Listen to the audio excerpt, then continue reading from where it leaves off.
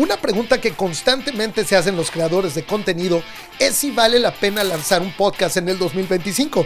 Y la verdad, depende, ya que tener un podcast hoy no es lo mismo que hace 5 años.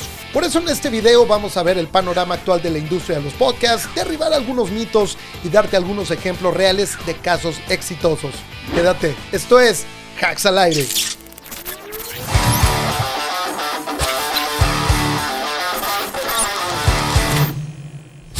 Bienvenidos a Hacks al Aire, la academia digital para creadores y comunicadores. Soy George X. El podcasting en Latinoamérica ya no es una novedad, es una industria en crecimiento que se ha hecho mucho más competitiva. En México, por ejemplo, más del 40% de los usuarios de internet han escuchado al menos un podcast en el último mes. Spotify sigue siendo la plataforma dominante, pero YouTube ha ganado terreno como una de las principales ventanas para podcasts con video. Hoy en día hay más oportunidades, pero también más ruido. El público se ha vuelto más exigente, ya que quiere valor, claridad y constancia. Hablando con la gente, he descubierto que todavía hay muchos mitos y confusión sobre tener un podcast. Por ejemplo, muchos todavía creen que si hablas como locutor de radio, es suficiente para hacerle en este negocio. Y aunque ayuda a tener una buena voz, en realidad necesitas un concepto claro, constancia de publicación y un público definido. Otro mito común es pensar que ya nadie escucha podcast, lo que es totalmente falso. De hecho, este formato se escucha más que nunca, pero también se abandona más que nunca. Y también está la idea de que si no pegas en las primeras semanas, tu proyecto no va a funcionar.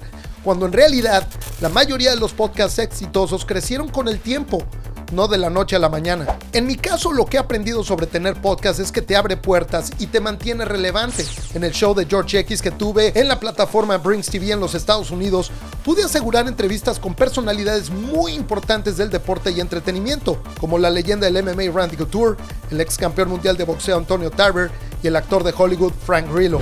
Lo produje de forma independiente con total libertad creativa, pero también fue muy claro para mí que el 50% del esfuerzo se va en asegurar a los invitados y otro buen porcentaje se va en la promoción.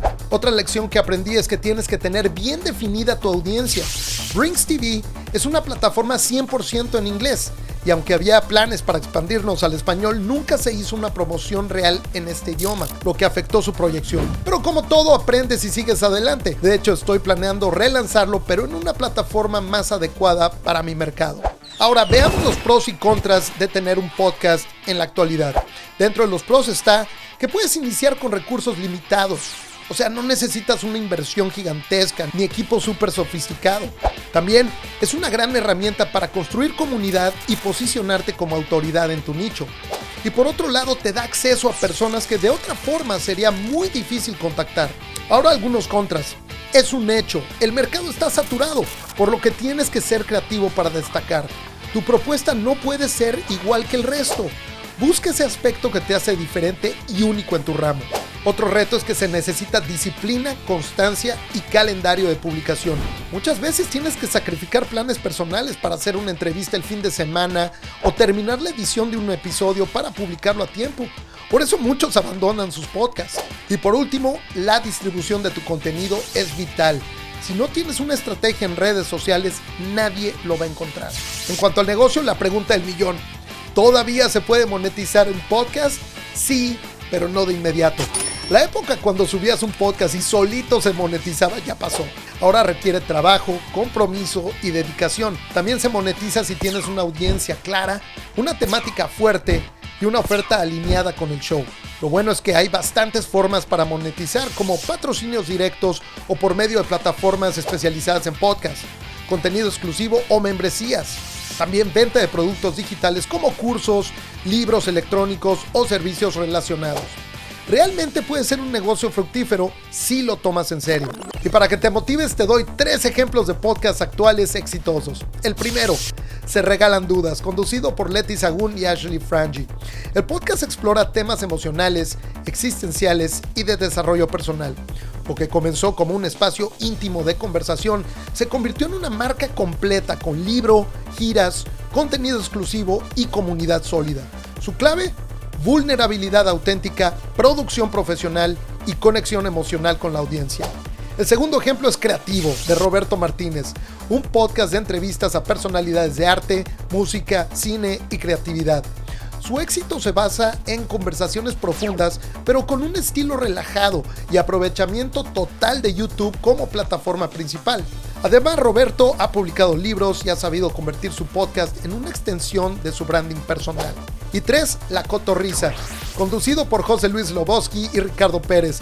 Es un podcast de comedia que se volvió un fenómeno cultural entre el público joven. Pasaron del micrófono a giras con llenos totales. Su clave: autenticidad, humor sin filtros y fuerte presencia en redes sociales. Y obviamente una comunidad muy fiel. Entonces, ¿vale la pena tener un podcast en el 2025? Sí, pero solo si lo tomas en serio. Ya no es una herramienta para improvisar, es una plataforma poderosísima si la usas con estrategia. Y no necesitas ser famoso ni ser rico, solo saber qué quieres decir y a quién se lo estás diciendo. Y sí, mucho trabajo. Para información sobre coaching o solicitar el ebook gratis, escríbenos a hacksalairiacademy@gmail.com y no olvides darle like a este video. Soy George X, muchas gracias y nos vemos en el próximo episodio. Hasta luego.